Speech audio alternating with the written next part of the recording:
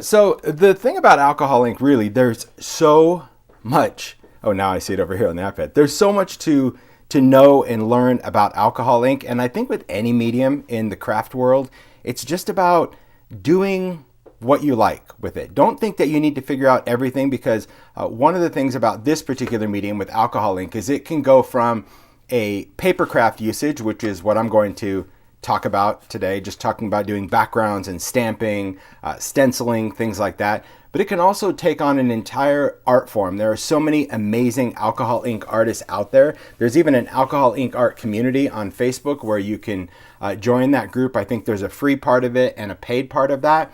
And you can get a lot of education to take your alcohol inks to a whole nother level when it comes to painting with alcohol inks, because really there's people, Bryant Small, who I follow on Instagram, just does incredible, huge, massive alcohol ink paintings. There's actually a lot of people, Manifest Jess. If you go to my feed, you see who I follow, you'll see some just great alcohol ink painters. But then, as always, like Sharon Harris does a lot of demos for Ranger. There's just so many different ways that we can approach these inks. And so I want to preface that for this demo, because I think when people first see alcohol ink, or even if you've used alcohol ink for years, it's like you want to know how everything is done in one demo, and quite honestly, it's just, well, it's impossible. So I thought what I'd do is just talk about some backgrounds, some different surfaces, some of my favorite backgrounds, and focus on lift ink today specifically to create effects, whether we're doing stamping or stenciling, to create this cool ghosty effect, and we'll see where that goes. All right, so I am going to work on my media mat, and I have this set up, but I want to point one thing out. If you have one of the glass media mats, whether you have the regular size or even if you have the travel one, it comes with this non-stick craft mat. And this, if you followed the demos before, I use this for distress inks and paints and things like that. But when it comes to alcohol ink, this needs to go away. So we need to just take that, get a corner, and peel this off. The reason is because this is made of, this is a silicone backed Teflon sheet. You can see mine is really marked up. I know people always say mine is clean. I do replace mine. I probably replace mine maybe every 6 months. That's just me, because I like it to be clean and you can get a replacement. But back to what I was saying about alcohol ink. Alcohol ink will stain this substrate. Regular distress inks and other ink pads, even permanent inks like archival and stuff, won't stain this, but the alcohol inks will, because the solvent gets into the fibers of this fabric. And if you don't mind it being stained, well, then you could still use it. But I just think, I know I'm going to use alcohol ink, so why not just peel this off and set it aside and just work directly on the glass. And I still like working on the glass, because I do like the fact that I can work in this area. I can do a lot of inking in this area. I can pick up color in this area. So it just depends on what it is that we are going to work on.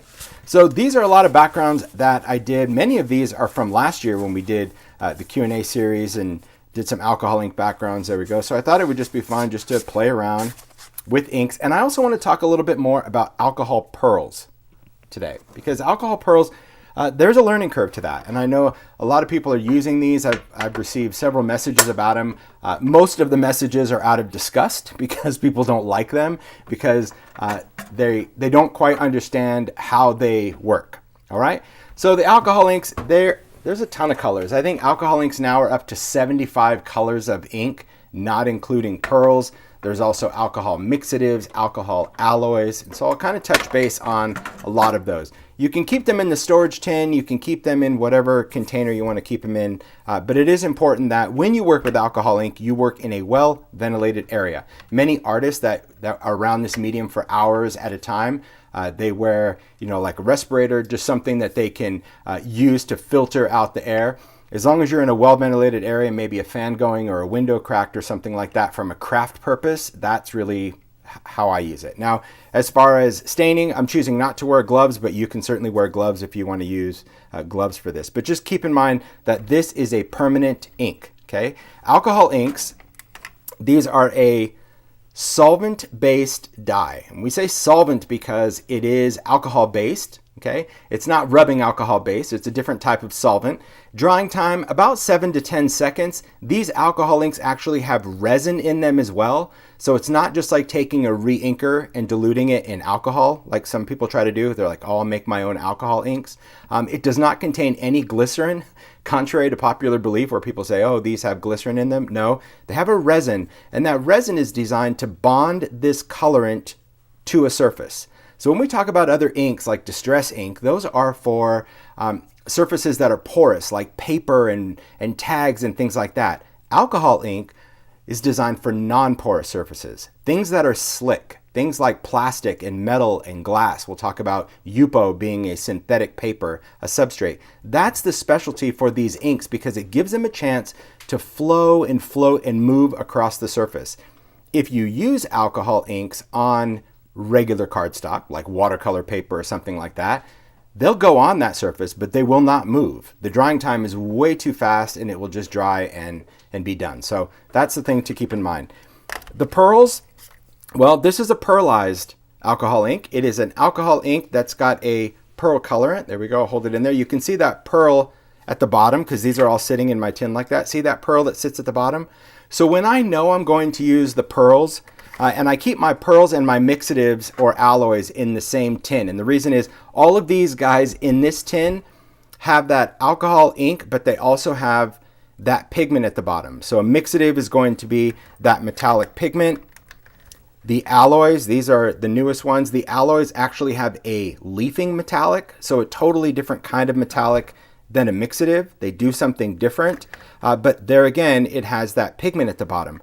So when I know I'm going to work with these, you have a few options. One, you can take your storage tin, okay, let me close this up, and we can store it on its side for right now. I don't normally store it like this indefinitely, right? Because I don't want to go to sleep at night knowing that the bottles are on their side because they could leak. I have no idea. But I do this because that's going to allow the pigment to go from sitting at the bottom in that short area to along the edge of the bottle. So you can do that. And the cool thing also about the tin, keep that in mind, like when you open it, you could even do it this way because the bottles sit in their own individual compartments. So if I know I'm gonna work with this, you can do this entirely. Do I do this? Not really. When I do this, I already know what I'm going to work with, meaning, okay, I'll take a couple of alloys. So I'll take some colors, I'll lay those on its side. Maybe I'll take a mixative because maybe I want to show you the difference with a mixative. I'll lay that on its side. I'll choose some colors of pearl. Maybe I'll use all the pearls. I just prefer to kind of throw them on my table or off to the side and let them lay on their sides, right?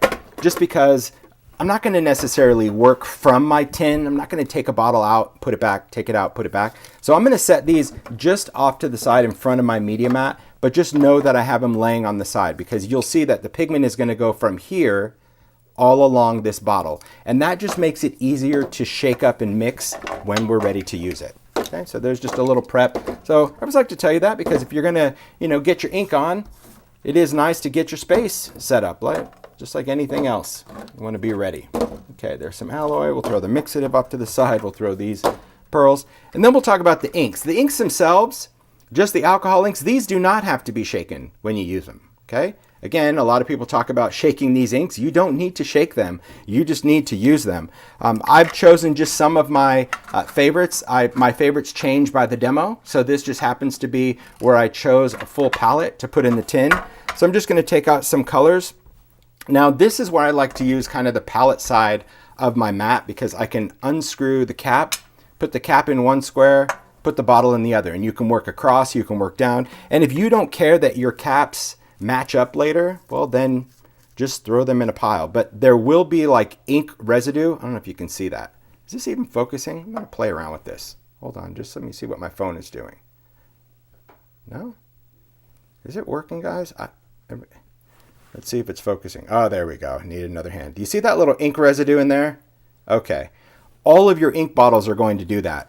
And so if that doesn't bother you, well, then you can mix and match your caps. It drives me absolutely crazy because, let's say I have red alcohol ink and I put that lid. Oh, this is a tight one. I got to take my towel. If I do that, then I could get red ink on my yellow, and that's just annoying if I'm trying to put ink on an ink tool. Okay. The other thing you just saw me do, taking a towel, because as I mentioned, these inks have a resin in them. it is important that when you use them, you keep that in mind. That thick resin is going to sometimes get pretty sticky if you're messy with your bottles, okay? The other thing to keep in mind, and maybe I'll show you, well, I'll try to do a darker color. Maybe it'll show up on, well, let's try citrus. Okay, when you open the ink, there you go, this should be a good one. Can you see, look at the nib of the bottle. Look at that little tiny nozzle. Do you see that little bead of ink? It just went from the middle, and then did you see it shoot? Now it's sitting right at the top. You guys see that? Okay, because these inks are fast-drying, solvent-based inks, it's not a good idea to leave them open indefinitely, right? But the bottles are designed that, there you go, you can see this one.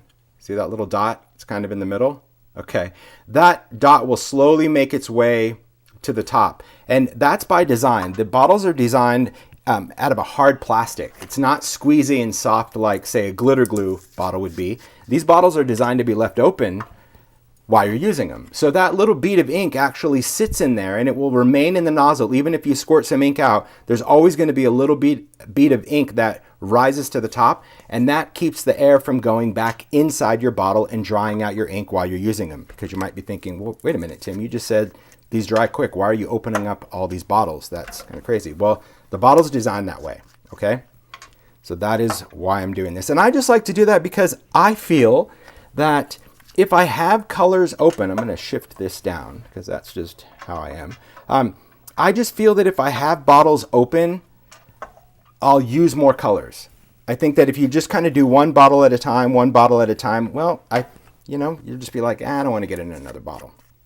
And chances are, to be honest, I'm going to go in and probably grab a color that I didn't open because that's how it rolls. But I'll limit myself to that just for the sake of the demo. I'll put these off to the side so it's not too much. Okay, so we've got alcohol inks here. I've got my pearls off to the side. I've got alloys and mixatives. Now we're going to talk about how we work with these. And when we work with alcohol inks, these are a solvent-based ink. So these do not work with water. So you can't spray these with water, dilute them with water. They're not a water-based medium. They are a solvent-based medium. So what you need to do to get them to work is a solvent. Now you can use alcohol blending solution, my favorite. If you haven't tried it, well, I do think you're missing out because it is basically alcohol ink without the colorant. So you can see here that's almost kind of a yellowy color. That's because it is the solvent, the resin, everything that's in this except the colorant. And what the blending solution does is it allows the color to actually blend, flow, and float. It remains intense. It keeps its vibrancy and it flows unlike anything else, and it blends and manipulates the color very unique because you're dealing with the same solvent medium. However, there's a lot of painters that really need a significant amount, and they don't necessarily want the colors to remain intense. They actually want them to become wispy and floaty and flow across. And for that matter, you could use rubbing alcohol. Now, rubbing alcohol, isopropyl alcohol, I don't have the bottle of it. Mario, would you mind grabbing it? It's in the locker at the very bottom. Sure. Thanks. I already decant this. This is just 91% isopropyl alcohol that you would find at the pharmacy, CVS, Walmart, whatever. But you want 91% or higher because that's going to have enough. Thank you. CVS Thank has you. A lot of it. There you go. This one. So it's just isopropyl alcohol, but you're looking for that percentage, 91% or higher, because that's going to keep the alcohol ink kind of flowing, but it's also not going to impact the drying time. If you have a lower number, that means it has so much water in there. So like, let's say it's a 53%. That's got 47% water in there, and the problem is that your inks aren't going to dry quick enough, okay? The thing about working with isopropyl alcohol, whether you have it in a dropper or I found these little needle tip bottles, you can buy these on Amazon or maybe even some craft stores. There might even be some online stores that have them. But these just have the isopropyl, and that allows me to apply it differently, whether I want to drip it on. I kind of like this over the dropper. I don't really use the dropper much anymore because this allows me to squirt that on there. But this is good because it's going to allow flow. It's going to allow that ink to really move. It does impact the way the ink works a little bit, meaning that it's going to make those colors fade out a little bit, but it's still very cool. It's how a lot of painters use it. And this is also safe to spray. So I take the isopropyl and I put it in a mini mister, and that's nice because I can spray it on for effects. You never want to spray this, even if you see it on YouTube. You never want to spray these, Because this contains that resin. That resin is designed to stick, right? So if you put this in a spray bottle and you spray it, and let's say you accidentally spray it in your eyes, it is going to stick to your eyes. If you breathe it in, it's going to stick to the inside lining of your lungs. That is why we do not spray blending solution or alcohol ink, because of that resin. This, inhaling that, this is just going to just taste terrible, but it's not going to be harmful because obviously they use it in medical, all right? Then I'm not going to get into cleanup quite yet because I just want to go ahead and play around and start demoing, but just talk about like what I have where. Now the tools, I'll talk about a lot of those, and I'm not going to get into too many details, just really what I'm using today, but we've got a lot of other tools that we can cover. I'm going to use an air blower, okay? This is just kind of this rubber bulb that is designed to just, you squeeze it and it just blows air, but it has a very large opening, different than a marker spritzer. I see people using kind of like that little marker spritzer, and that'd be okay, but this really is designed to blow more air, and it's going to allow you to move your ink around. You can use hair dryers. People use all sorts of different things to move the ink. Some people use airbrush. The tool set, this is where the mini mister comes in, but if you have a regular Ranger mini mister, it's the same thing. Paint brushes, we can paint with alcohol ink, but you want to make sure that the bristles you use are going to be synthetic because you don't want the solvent to erode the glue of a lot of natural bristles. And then a splatter brush. Now this splatter brush is the same one that's been in the Distress line, but we added it to the alcohol line because a lot of people thought, oh, I can't use that brush with my alcohol inks because it'll deteriorate the plastic. Not true. So we also package it both ways, but it's exactly the same brush. I personally have a splatter brush that I just use for alcohol inks, and I have one that I just use with all my other water-based ink because I don't like to have resin on the bristles if I'm using Distress. Okay, I want to get that all out of the way because once we play, woohoo, we play. Okay, off we go. Surfaces. I say it in every demo. You might be sick of it, but you're going to hear it again because surfaces matter. Okay. You need to try surfaces to see if they're going to work for what you want. One of the most asked questions we get emailed is, oh, hey, I bought a pack of photo paper from the dollar store. Can I use it with alcohol ink? The answer, try it. You might. There's a lot of people that use the backside of photo paper. I have this piece of plastic. Can I use that? Try it. It might work great. I've got this paper. Can I try it? Try it. It might work. This is what we use, and the reason we use it and brand it is because I know that it works, but this doesn't mean it's the only thing that works. In the alcohol ink world, there are a bazillion other surfaces out there, other companies, other brands that now make synthetic paper outside of Yupo. Some people prefer it better. Some people prefer Yupo better. Try it. Find what's in your budget, find what's in your availability, and use what works. That's the most important thing, because as with any medium, why would you want to waste all the money on a medium on a surface that's not designed to use that medium? So here's what we've got. We can use foil tape. Now I used this last Saturday in the demo. This is, of course, is adhesive back aluminum. So we know alcohol ink works on metal, any kind of metal charms, metal brads, eyelets, foil. We have alcohol ink cardstock. Now this is a gloss cardstock. This is an interesting one, and we'll get into that when we talk about lift ink, because gloss cardstock, although it's glossy, is actually porous because it's a clay-based paper, but it's pretty cool for alcohol ink. When we get into Yupos, Yupo is a brand, okay? We partnered with Ranger to make Yupo in these smaller sheets. Usually it's sold in much larger pads. Pretty pricey stuff, but it's very cool because it is a synthetic paper. It is a plastic paper, which means you can do everything you do with paper on Yupo. You can use other inks on here besides alcohol ink, although alcohol ink is its specialty. You can die cut it, you can stamp on it, we can do lift ink on it, but it reacts totally different than gloss paper because you get way more movement. And there's different thicknesses. This is translucent, which means you can kind of see through it, not as clear as Vellum. We can also use white. Now this is just like a regular opaque, I would call this like a cardstock. And then we have Yupo heavy stock. So if you're familiar in the Distress line, that thicker surface, that's Yupo heavy stock, a thicker substrate, great for backgrounds, or if you're going to frame your art pieces. This is a nice weight to do that because you don't get any ripples or warps in it. And then there's some specialty papers in alcohol inks. There's a sparkle paper, different than glitter cardstock because this is actually printed with a sparkle on there. So unlike getting crunchy, chunky glitter on regular cardstock, this is a sealed cardstock designed for alcohol ink. Brushed silver. So this is a cardstock that is not necessarily a mirrored cardstock. It has a brushed finish, so it gives a beautiful metallic. And of course, black. And believe it or not, you can use alcohol ink on black, but it's a little tricky and I'm not really good at it, so I don't do much of it because you have to think for black. So I think I covered that, and off we go. First thing we're going to do is just play around with some backgrounds. So what I did is I took some Yupo and I cut it in half, right? So this would be a normal Yupo sheet. Here, let me just get this here. There we go. And I've cut it in half, okay? Now when it comes to the weights of Yupo, different thicknesses, got them right here out of the package so you can see. This is translucent. So you see, you can kind of see through it, but it's not a transparency. But great if you ever wanted to backlight something that you did with alcohol ink, maybe a battery operated tea light, or you're going to do something. Translucent Yupo is really cool because it will bounce the light. See, when I tip it towards the studio light in front, it's very cool. This is regular Yupo. You can see you can't see through it. I mean, yeah, if you have light back there, but you can't see through it here because it is not designed to be translucent. And then we have heavy stock, and this, of course, much thicker weight Yupo. Same front and back. So when it comes to working with Yupo, you can use either side or both sides because it is synthetic through and through. It doesn't have a coating. It is made up of plastic. So I just like to work on smaller pieces because, well, as a maker, you know, like a card maker, I just like to have backgrounds. I can die cut it, but hey, if you want to commit to a whole full sheet of it, you go for it.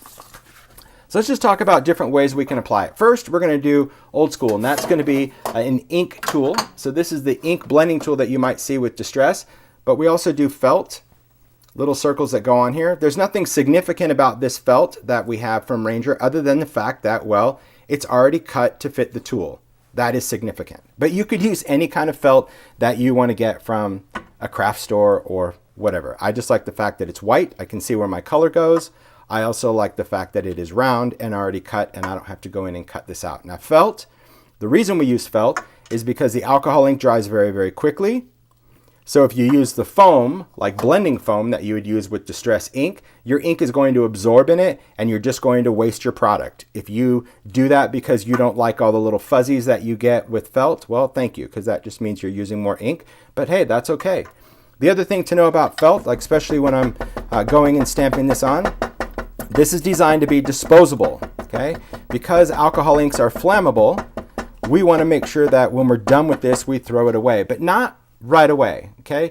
Anytime I do a background, I always get a layer of ink down there, and I don't care what it looks like, because usually your first layer looks like this. Not very good, in my opinion, because you never know the ratio that you put on there. And I never repeat a color, right? But you can see in the colors that I chose, I did a lot of warm colors, yellows, pinks, orange, and not many cools. So that's why it's really overpowering the warm. But the beauty of alcohol ink is it's the most forgiving medium ever. It can change in an instant from what it started to how it finished. Now, in order to get these colors to kind of move around and do their thing, that's where you need something like blending solution and or alcohol. So I'm just going to take blending solution. Blending solution is also a great cleaner, as is isopropyl. So see, when I put it on there, it literally dissolves the color. But what's great on a surface is it's going to start blending my background. It's going to start taking those colors, and instead of it being all kind of splotchy, it's going to start moving these colors together. Now, to me, this is still a very, very warm background. So now that I've got ink down there, now I'm just going to go to town. I'm going to just start shaking some inks on there because we can do that. We can shake some color on there directly. Want to add a little bit of maybe some yellow to break that up. And you can watch it bloom. I mean, on Yupo, the beauty is that, of course, this continues to bloom. And I can take my ink tool, I can pick up some of this color, and I'm just going to show you what different tools do, right? I think it's important to kind of learn that. Now, can you heat this? You actually can. If you wanted to use a heat tool because you want it to freeze where it is, you can dry it, okay? When we talk about this ink being flammable, it just means that you don't want to expose it to open flame, but you can certainly go in and just utilize a heat tool to dry it. Now the benefit of drying, as you can see, is that when the ink goes on there, it wants to bloom, it wants to move out. And so I leave that ink on the tool, and the lighter I go around and start tapping this, those little dots start to appear. And that becomes really interesting. It gives it some cool effects. But if you don't dry it, those dots will eventually spread out and smooth out. So that's another cool thing that you can do with a heat tool, is just kind of tap that on and dry it, and you're going to get these little dots that stay on your background. I'll show you. You'll see how it changes right before your eyes, right? And this is just regular heat tool, so it's drying that very, very quickly. But you see all these little spots, and I'll hold this up just so you can see this background, right? Let's take a look at that. Cool background. Love adding those other colors in there. Now, ultimately, if you don't like it, could you start over? Yes, but it's still a background. And a background's a background. This could be die cut. This could be so many different things that you can do with these inks. So don't be bothered when you're playing around with this. You want to just keep going. But here's my tip. If you are sticking to that same color palette, then yes, you can reuse that felt. But I will tell you that if it looks like mud, it's going to stamp like mud. So that's the whole benefit of felt. It's inexpensive. You can tear off the piece, throw it away, and start with a fresh felt for each background, because I do think that, well, that's important. That matters, okay? Now your ink here, there is ink on the glass mat. Can you see that? It is dry because alcohol inks dry on glass. But the other thing you have to keep in mind if you're working with these inks is that if I'm doing another background, let's say I place this here and I'm stamping the tool, and let's just say I'm doing green. If my tool touches this, alcohol ink reacts with alcohol ink. It will re-wet it. So even though this is dry to the touch, solvent reacts with solvent. So once this touches it, it's going to re-wet that red and put it into my background. So I prefer to clean as I go. I've said it before, I'll say it again. When I clean alcohol ink, I just use hand sanitizer. Can you use blending solution? Yes. Can you use isopropyl alcohol? Yes.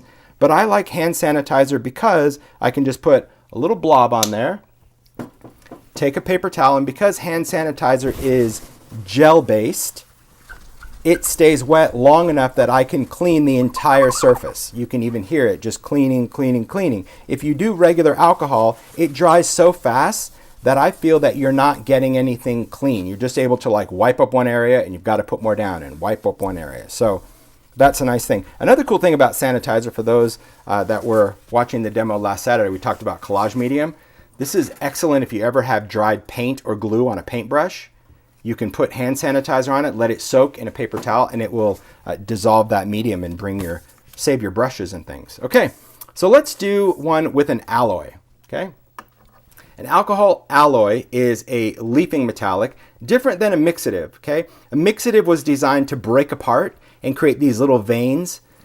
The new alloys are an actual leafing metallic that are designed to not just veined, but actually clump, get really cool chunks of metallic on your background. So we're going to use those. Now, by laying it on its side, you can see that the metallic, you see how the metallic is now here instead of just sitting at the bottom? Because these have to be shaken up. There's a mixing ball in there. If you go to use anything with a mixing ball and there's not a you don't hear a mixing ball, chances are it's like buried in the sludge at the bottom. So that's why putting them on the side is really good. You can also kind of give it a thunk because sometimes that mixing ball gets stuck up in the nib of the bottle, okay? And I want to shake these up when I go to use it. So here's what we can do for this particular background. Do we have to stamp each time? No, not really. If we want to, we can just kind of go to town on a background. And I think for this one, I'll use the blower. Now, when I use the air blower, I want my ink to move. And in order for my ink to move, I need to start with kind of a slick surface. Again, if you've watched enough of the demos that I talk about, it's about working on a wet or dry surface. If I work on dry Yupo and put the ink on there, the ink is going to want to sit. But if I start with just some alcohol, and I'm not coating the whole thing, I'm just squirting some of it on there. Now when I go in and add some color, you can see that the color is kind of suspended in that alcohol for right now. There we go. Just a few colors. And it's going to allow me to take this tool and just start manipulating it. Okay? And the beauty of this tool is you really have control. So I'm not doing that, right? I'm not like taking blood pressure. I'm using the tool and I'm manipulating the air. And the other thing about having that big hole for the nozzle is it's going to allow me to also push the color across the surface. So see how I can almost paint with that just by moving how I want that to be. This is where we're getting that wispy look that you might see with the inks, just by taking that tool. And because it's isopropyl alcohol, because it's alcohol and not blending solution, it's going to stay wetter, and that's what's going to allow this to move. Now the ink here, if I want to move it around, I can just add some more of that alcohol, and you can see that I can easily float that color and get that to move around as well. But let's introduce the alloy to this. I always like to introduce alloy to something that already has color. I don't like to use alloy by itself. Alloy is not designed to just do a gold background. This has to be combined with some blending solution or alcohol ink so the resin can bond to the pigment, okay? These are very, very concentrated, so I would suggest just doing a few drops to start with, okay? You don't want to get too out of hand because otherwise you'll have way more metallic than you probably care to have. I am going to go in and just put a little bit of blending solution on there just as kind of my resin, and then I'll just manipulate this and start moving it around. And you're going to see what happens with the alloys. Now the alloys, as I mentioned, they want to clump, so I'll try to carry this up in the process. Let me just take another piece. If you work on a media mat, just get another piece of paper, and usually that's a good way to lift off the one you're working on. So you see what's happening right now? So even though I blew the alloy apart with the air blower, do you see how it wants to come back together? Right? That's what I was saying about clumping. See how right here, how that metallic is clumping? It breaks apart. That's what an alloy is designed to do, that beautiful, yum clump. So what we'll do is I'll just keep playing around. I'm going to throw in some more color because the color will also break up that alloy, and I can move this around. Now, if you want, again, more movement, well, throw in some blending solution. You can go back and throw in some isopropyl. It's totally up to you how you want to add some. I think I'm out of that color. Ooh, that's a good one. We'll do that. What colors am I using? I'm not really sure. I just like to use color because this is what I was saying, that your background can continue to change. And I like using that air blower just, I don't know, just a little different. Meaning I'm not sitting in one spot just blasting it because it will create a hole. Now, see what I did here with the isopropyl? This is what I wanted to share with you. So when I dripped on the blending solution, see how the blending solution started blending the color, but see how the isopropyl erased the color? That's the other thing you have to keep in mind, that when you're using these two mediums, it's going to do different things. Isopropyl is going to create just an empty void. Blending solution is going to blend. And people say all the time, well, Tim, when do I use one over the other? Well, it really just depends. It depends on how much movement you want. I always like to go with blending solution first because that's what's going to allow me, I think, more color control. So see how I was able to take those spots and get rid of them because the blending solution is going to blend. But the isopropyl, if I put this down, so let's say I'll put it around this hard edge, it's going to give me more flow. So see how this color actually flows faster, right? Because the isopropyl is going to thin it out. That's really the thing. If you go in and add more alloy, totally different, right? Because sometimes you're just going to put so much on there that the clumping, you've now pushed it off to the side. And I'll hold this up in a minute, but I always like to just kind of keep working on this. I'll put a little ink. I'm going to put a little dot of blending solution. You don't need much. And let's break that around. Look at that. Look how intense that drop of alloy is. Now I'm going to be a little gentler with the blower because I want to keep that here in the middle. I don't want to blow it off to the edges. All right. And once you're happy with it, you can let it air dry, or again, you can go in with the heat tool and just go ahead and dry that. Now, if you are drying Yupo, one thing to keep in mind, it is a synthetic paper. So if you're using an embossing gun, something super hot, it's still plastic. So if you cook it, you could melt it. All right. So there we go. There's a background. Take a look at that. Take a look at the intensity. There we go. And the light hits it of the alloy. And every time we add a solvent to this, it will rework it, re-wet it. So if you didn't like it, you could go back with a color and you can get it to wick again just by adding another solvent to it, right? Let's play with another background. I'll use this one, right? That kind of sludge paper. I'll even use the inks here because I'm going to stick in the blue kind of purple thing. And this time I'm going to go in with some alcohol pearls instead of alloy so we can see the difference. I'll stick to a similar palette that I did here, but I'll introduce some pearls.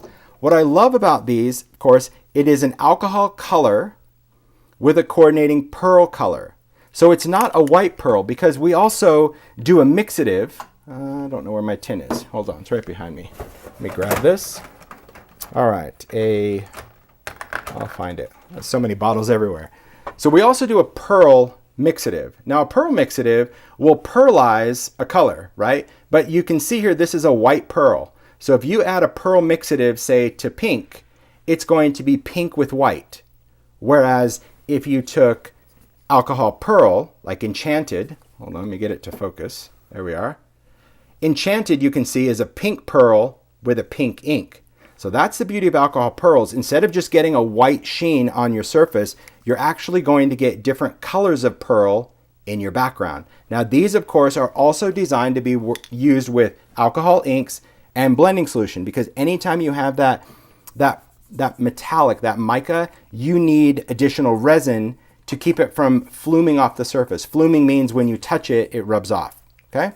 So I'm going to go in, just gonna shake these up, and I'll go back to this ink tool, okay?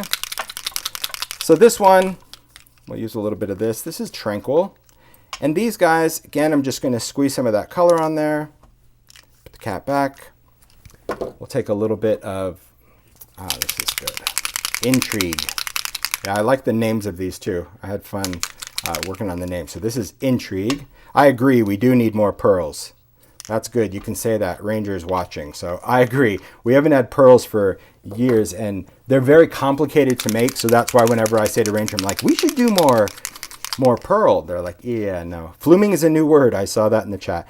Fluming is anytime you have a metallic pigment that sits on a surface that rubs off, that's fluming. Or if you have, say, have you ever embossed with, say, gold embossing powder on black cardstock, and you see this like hazing of gold around it, that's fluming. That's the metallic flumed across the surface. So you can see here I did some pearls. And could I just use it by itself? I'll show you. You can. But the pearl really lacks any depth at this point because it's all pearly. So I want to go in and add some color. Could you add coordinating color? Yes, I'll probably do that just so I can stick into this palette. But you can also add some different colors. But now we're going to take that same thing. This just has some additional colors. And look at the difference. Look at the difference in just the two. So this is still going to dry with a pearlized finish. But do you see how much more depth this has than just being flat?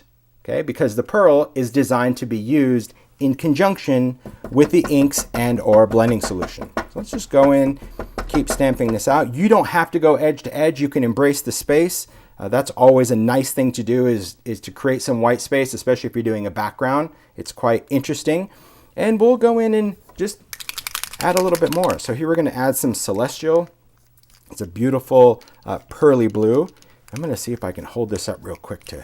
All right, I could zoom this in, but take a look at, can you guys see the little sizzly dizzly going on right there? What did you just say? Sizzly what? Oh, I don't know what I just said. Dizzly? Oh, I don't know what I just said. But it like, sorry, it just does like, it sizzles because the pearl is kind of going around on that surface. And so I do want to, I don't even know how to spell that. I have no idea. So I'm going to add some blending solution to my background, and we're going to start breaking up that pearl into our background. So the pearl is different than a mixative or an alloy because it's not designed to vein or break apart like that. It's just designed to give the entire surface that you use it on some sheen, some pearl.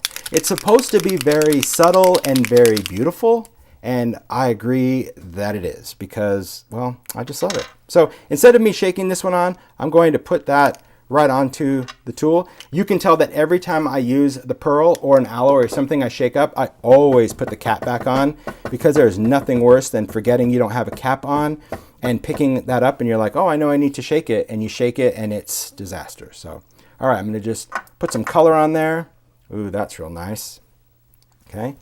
Then I'm going to start drawing this because I like how my ink is acting, behaving. There's a little clumpity bit right there, and that's from whatever was in the cap. I'm not bothered by that. It might come off later after this dries. But there again, I'm drying this, and I'm just going to stamp whatever's on there, and we'll take a look at this background. So the beauty of this particular background, and hopefully the light is going to pick it up. Do you see the sheen on there? Now, that little wet spot, that's just the ink still wet. Same here. But look at the background.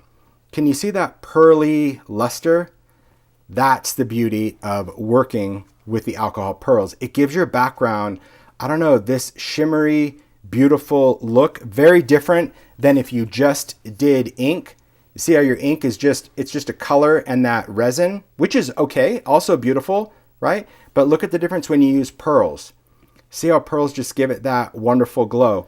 Could you drip the pearls on? Yes. Will it give you that outline like a mixative? No, they're not designed to do that. They're really designed to add that pearl sheen to your background, but it's important to remember that you use the pearls either with alcohol inks or with blending solution. Let's do another background. We don't use any alcohol ink and we just do a pearl background with blending solution. All right.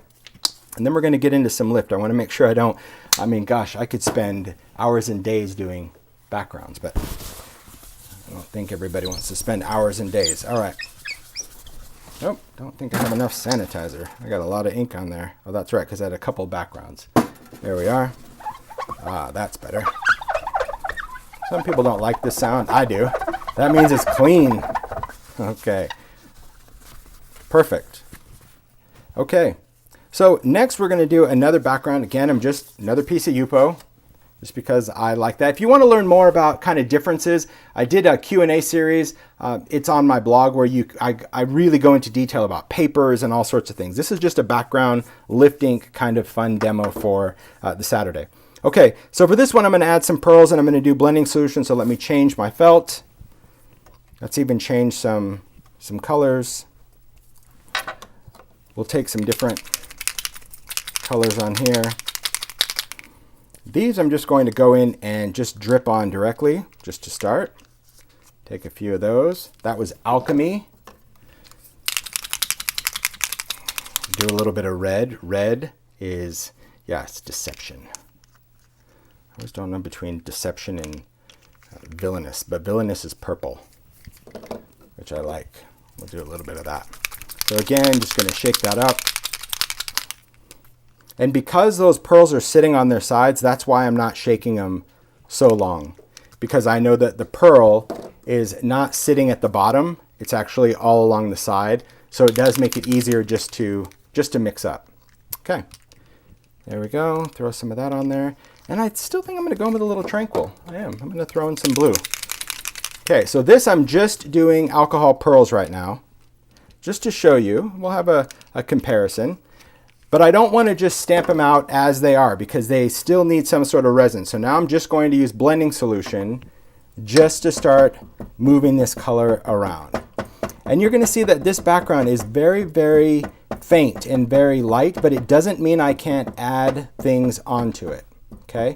The thing to remember about pearls, they are that combination. So it's, again, if you use inks, if you use oxide and distress ink, you know the difference between the same two colors like picked raspberry oxide versus distress ink. Anytime you have a pigment, it's the same color, but it's not nearly as vivid as the straight dye. So that's where you can see already just from the backgrounds, we're getting this vivid, vibrant color because we included just the dye. Whereas here, it's just going to be a background, but still going to be great. I'm not going to give up on it. Okay, so that's the other thing to remember. Don't give up on your background. Sometimes you want to apply a color just to the tool. Sometimes you want to apply it just to the paper. So here, that's going to allow me just to take some of that blue and kind of move it around. If I wanted to drip some of these on, I'm going to. So I think I will go back in with this. I want to add a little bit more of that blue to the surface. You see how I can drip that on? That's fine. It's going to do everything alcohol ink does because that's what it is, but it's just going to have that pearl luster. Now, do I need to go back and add more blending solution to that? I don't, because I already have some blending solution in there. If I were to drip a lot more colors on there, then I would. Okay, so this one, just going to go in and just blast that with just a little bit of air, just real light, because I want to get a little bit more movement. There we go. I'm happy with that. You could let it air dry, or in this case, I'm going to dry it with a craft tool. I like the craft tool because it doesn't blow around. It's good. Someone asked, let's see, Susan said, can Yupo be shaped? Yes, so if you have the Sizzix shaping kit and you want to go in and shape this, you can. All right, so take a look at this background. Absolutely stunning because you know it's got a lot of brown and grunge because all those colors make a bit of brown. But take a look at that. Oh my word. That is pearl perfection right there. See that? See that shimmery, shiny, splendid, look at that, good. That's it. That's the beauty of pearls. But again, I used a little bit of this to get all that to happen. If you were to just do that, otherwise everything would flume off. But this is dry, it's on there, and it's stunning. And Yupo is really what's allowing this to move around more than anything, okay? Beautiful backgrounds. All right, let's just do a couple more, and then we're gonna get into lift ink. All right. So on this, I'll take another piece. I'll take a mixative. Okay, mixatives, they have their purpose, right? Don't underestimate the power of a mixative. You know, am I a bigger fan of alloys now? I'll be honest, yes. I probably don't use mixatives much at all now because the kind of metallic that's in here is completely different than what's in an alloy. Alloy is actually leafing metal, which is way vibrant, right? You see gold leafing. This is just a metallic pigment. Still very cool, right? But also rose gold it's a nice color. All right, I'm gonna work on the glass this time. So here I'm just gonna take the inks themselves and I'm just gonna drip some directly onto the glass. You could work here or you could work here if your palette wasn't set up that way. That's fine. And then I'm just gonna shake some colors down there. We can throw pearls on there if we want also. But if I'm using a lot of metallics, I don't tend to use pearls with the metallic just because I think the metallic overpowers it. But again, you do you. I don't think I'm going to do that. All right, so I've got my color down there. Need to throw in some blending solution.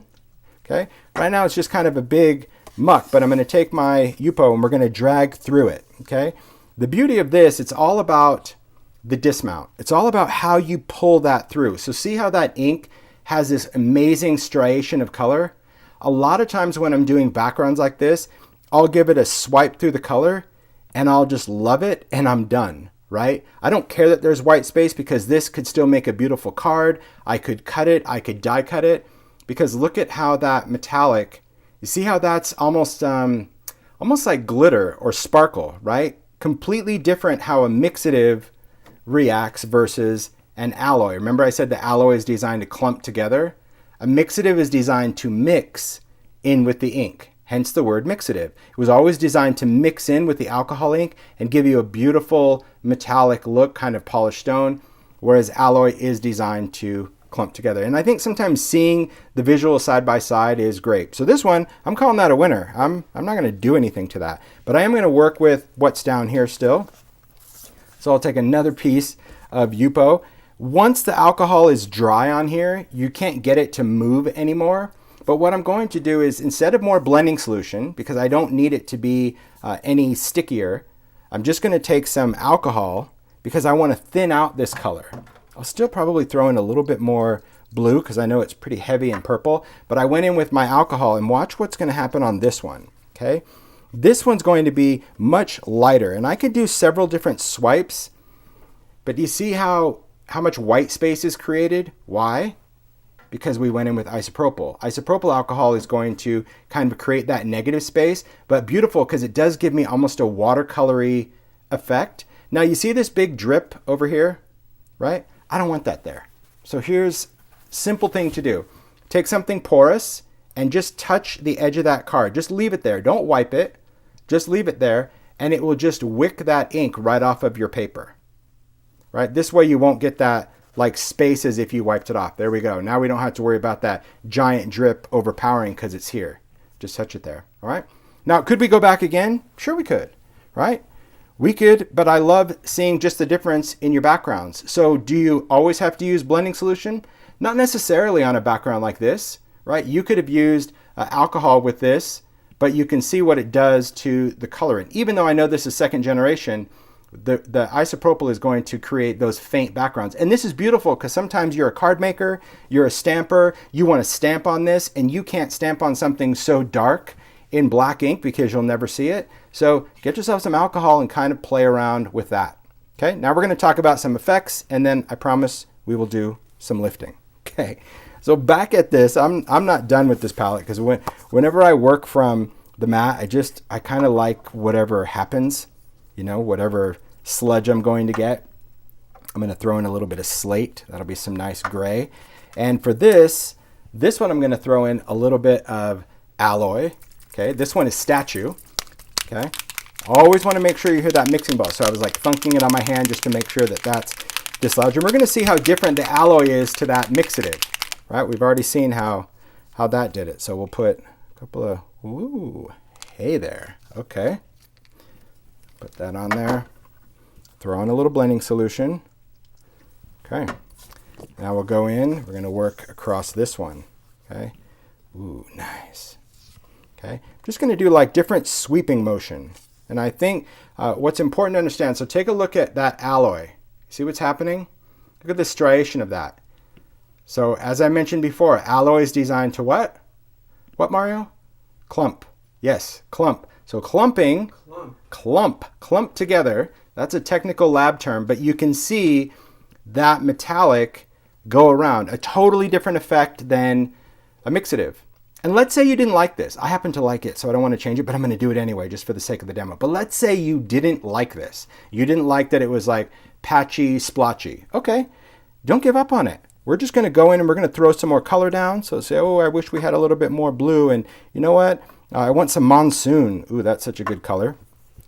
Anytime I put ink, I still put blending solution and or isopropyl because we need that movement. Remember at the beginning of the demo, I talked about having movement on the surface. And now I'm going to go right back through this again.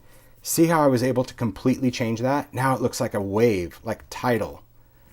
So just by the dismount, it completely changed the whole look of this background, right? Because before I did 3 different swipes and you saw each one. So sometimes having coloring on there and just going for it, this is where, I love alcohol ink on those creative block days, right? Those days where you're like, man, I have no ideas, my head is empty, I need to stop crafting forever because I'm hopeless. That's not it at all. It's just the fact that you need to just let your mind be free with ideas, and there's nothing better than alcohol ink because you're only as good as your next swipe, right? You're only as good as your next color. So playing around, you're going to make masterpieces just out of what's down there. And that's what I always love because I don't have to think about what I'm going to do with it. I just enjoy the play of it. But look at how that alloy is. That's what I really need to get across because there's still people that go, oh, I have mixatives, so I don't really need those. I'm like, well, mixatives are cool, but man, that epic. Okay, so let's say we want to do some effects to it. And that's what I want to do on these. So right now I'm going to clean up real quick. I'm going to put the cap on this. I've got plenty of backgrounds to do lifting. So now I'm going to just clean this stuff up. Hey Mario, can you grab the Splat box, please? I was going to say Alexa, but every time I do that during a live, everybody's Alexas seem to turn on, so, right? Yeah. That's what Mario said. He's like, you probably don't want to say that during your demos because they turn on. Okay. You have to say Alexa. There you go, Alexa. All right. Alexa, So, there you go. I'm just cleaning that up. So here's my backgrounds. And I'll just talk about like why I'm doing a splat box, right? I use this a lot. This is a splat box from Stampers Anonymous. It folds totally flat. You can see I use it all the time. I know some people work out of a cardboard box, and again, totally fine. You do you. But I like the fact that this is angled. You're going to see by having it angled, it allows you to actually angle. Because I think that people that only work in a box, pun intended, you're only able to put stuff in from the top. You're not able to put stuff in from the sides because if I'm working this way, I can't get down there. So the beauty of this is that if I'm wanting to splat something flat, this allows me to get my hand there. Or if I want to splat something against a wall, right, I can stand this and I had created a backsplash, right? So again, it just depends on what it is. It sounds silly, but man, it's a very, very important tool to have around. And yeah, maybe you cut a cardboard box at an angle. That would totally work too. But I like the fact that it's thick enough to do this. So here's what I'm going to do. I'm going to splat against this, and I'm going to create some little speckly bits on the background. We have a couple of ways we can do it. So the first I'll talk about, well, let's do this one like this. The first one we'll talk about is the mini mister. Okay, remember I said that we can put isopropyl in the mini mister, and we can. But if I spray this, it's going to spray a bazillion droplets, which is okay, but it's going to spray an awful lot of alcohol. So I'm going to keep my distance. So I'm kind of out of camera range, but I'm going to spray and I'm going to let the droplets fall on this. I can't believe I'm talking about demoing droplets right now, but I'm going to. So I'm just going to spritz this, okay? Just one little blast, you'll hear it. There we go. And they're just going to create some little drops that appear. Okay, I'm going to go one more, you'll hear it. Okay. And I'll hold it up just so you can see what we just did. You see those? Look at that. That is just alcohol from a distance, letting it fall on there. But really my hand was like over here, so it wasn't right above it, because if I did that, it's just going to blast out my background. And going from an angle, kind of shooting that isopropyl, I'm able to get different size particles, but also very, very misty. It makes a beautiful galaxy, great for backgrounds. If you just did colors in black and grays and pinks, it's a beautiful galaxy that you have. It's very snowy. But let's say we want to do something on another background, right?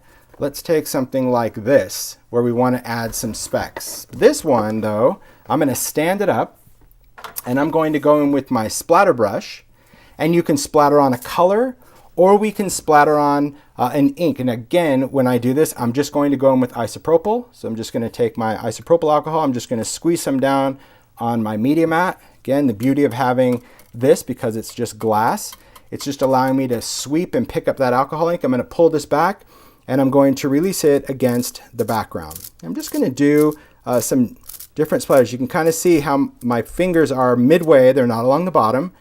And I'm just pulling and releasing. What this is doing, this is going to create much bigger drops, right? Much bigger splats. But because my background is standing up and it's not facing down, I'm not hosing it out with splatter, right? Here's what we have.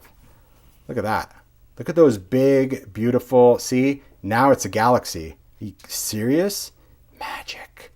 So good, right? And that is just from splattering. And why I said I have one just for alcohol inks is that I just splatter this with alcohol always, so I don't ever clean it, right? The isopropyl is not going to eat this. I never splatter in a color. I just don't. I don't want it to look like a crime scene. I don't splatter in blending solution because it's very thick. Remember, this has resin. So I'm always splattering with isopropyl, so that's why I just have one dedicated to that. And I think that that's what makes it really cool. And so I am thankful that Ranger does that, right? Because when I bring it to them, like, oh, we need to have an alcohol splatter brush. Or like, Tim, you already have one for distress. And I'm like, I know that. But if I was just an alcohol ink maker, I may never see that brush. Or I may think, oh, I can't use that brush with alcohol ink. So I do like the fact that they kind of listen to, I think, the mindset of a maker. It's not about selling you two of them. Like I said, you want to clean the one you have, you do that.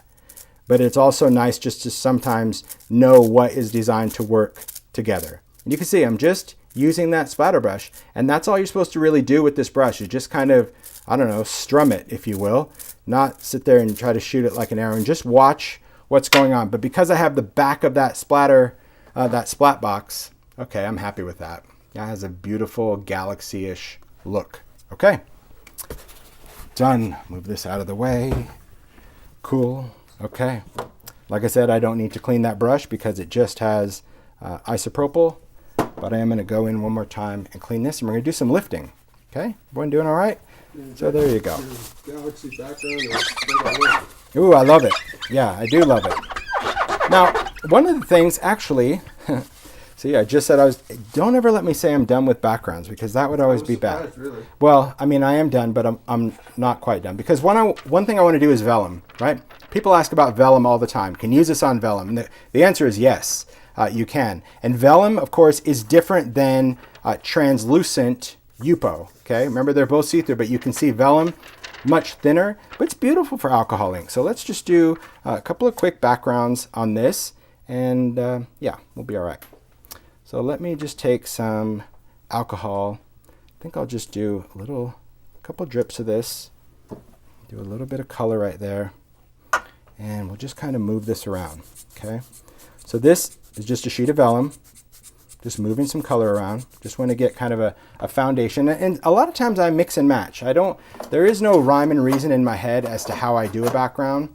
I just approach it. So is it the blending solution that doesn't allow you to stamp on alcohol ink? No, not true. You can stamp on alcohol ink, and we're going to be doing that next. So what you want to be careful of if you're stamping on alcohol ink is too much metallic, right? If you have too much alloy or mixative, like this is not a good stamping area because it's pigment, and pigment dominates dye. Okay, so that's the only thing you have to remember if you're doing backgrounds, that whether it's an alloy or a mixative, you have to be careful, because too much metallic, too much pigment on a surface, let me just wipe that off. There we go. Too much pigment on a surface is going to impact your ability to stamp over an alcohol inked background. But blending solution, no, remember, it's just a clear alcohol ink. So you can stamp on alcohol ink. You could certainly stamp over something that's clear. Okay, so here just going in, adding just kind of similar colors, but I want you to see how the papers react. That's why I wanted to do this demo, because translucent Yupo is still Yupo. So see how I'm getting those little dots, but see how Vellum's just a little different because it wants to always whisper out, smooth out, just because of its paper. It's still beautiful, still very cool, but it's just going to be something a little different than how Yupo would work. All right. It's always good to share that. I think I like that. I think I like both. I'm going to just leave it like that. Let's set those aside. And, oh, set that aside.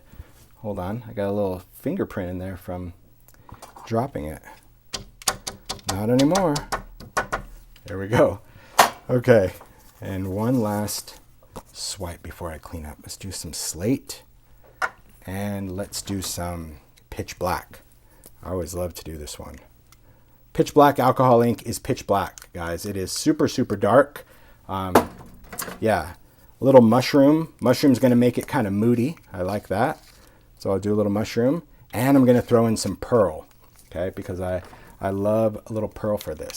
So this one is called Smolder. Or no, this is a statue. Let me find Smolder. Here we go. Like, hold on, it doesn't look like that. Smolder is pretty much mushroom color alcohol ink with a pearl. Okay. Okay. There we go. There's some pearl on there. And off we go. Let me add some blending solution because I got to get a little bit.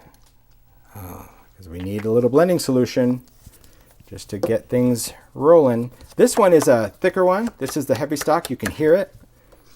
So this is the same Yupo, but this one's just going to give me, I don't know, it's just a little kind of moodier. And I'm going to show you just some cool things about like this background, okay? You can see that just by drawing this, right? So look at the effect that it's giving it, right? Pretty cool. But I'm far from done with this one because this one I want to create a whole different effect. So what I'm going to do on this is after I get that, you see what I did? So instead of swiping, now I'm like dabbing into that ink that I did. And look at what it's doing to my background. It's completely changed what that pearl did. But let's say we wanted to go back to something that was a little, well, darker. Okay, we can add more ink. We just add a little bit more black to the background. Go in with a little bit more blending solution. And I like to demo this way because, again, it's just, well, it's how I hope that you think when you're playing with your alcohol inks, which is just don't settle. If you're asking yourself, even for a moment, what if, you should be doing it. Because that's what's going to create magic.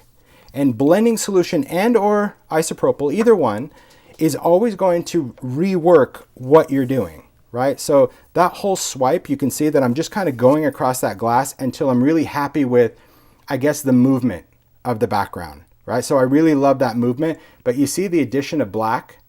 I thought that was really, that's just kind of what I like, what I'm going for, right? And let's just go here. We'll swipe that. There we go. Okay, I'm happy with that. I'm going to step away from the alcohol inks, and then I'm going to do a cleanup. So my cleanup, I'm going to take, because you can see there's a lot of black ink down there, right? I'm going to just go in with, again, now I'm just working isopropyl, and because black is so strong, it's going to do some really interesting things when it hits isopropyl. It starts breaking down into like these purpley pink hues. Like look at those colors. Isn't that interesting? Super interesting with pitch black. A lot of people that paint with pitch black alcohol ink, they notice these undertones. And that's the other thing that I love about Ranger alcohol ink is that we don't really, when we're designing colors, we're not just sticking to one specific dye. We're actually always trying to blend some colors, even if we're making a color like black. Because I think it's important to get, like, see how I keep working it? See where the blue came in? I didn't add any blue. There was no blue on the mat. It's that the more isopropyl you add to any alcohol ink color, you start to break down the undertones in that color. And you never really know. There's people that, you know, have their fan favorites, moss, and a lot of people like, I think monsoon is another popular one. You can take mushroom, that has some pinky undertones, but it's the isopropyl that will break down the colorant and you reveal just a surprise. So pretty pretty cool to see that both of these backgrounds are exactly the same color palette.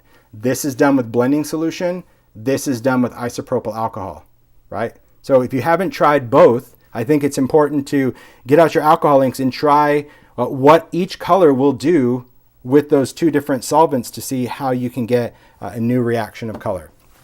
Okay, now I'm going into stamping. Done. Okay, I'm gonna clean this up.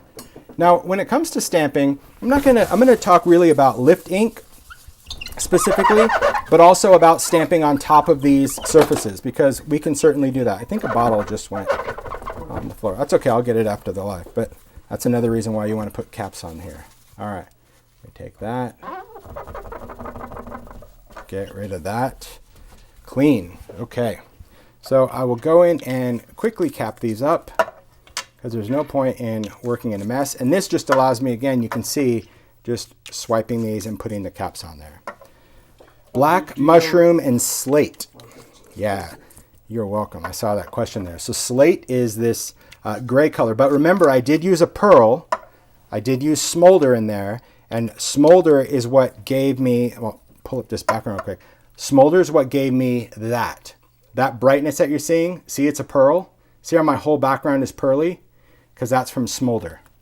So that's what I was saying. If you, pearls, I mean, I think what people are kind of forgetting about the pearls is they kind of feel that pearls are maybe just like colorful mixatives, and they're really not. It's just another alcohol ink that you want to use with your existing palette. Look at that sludge that was in the orange cap.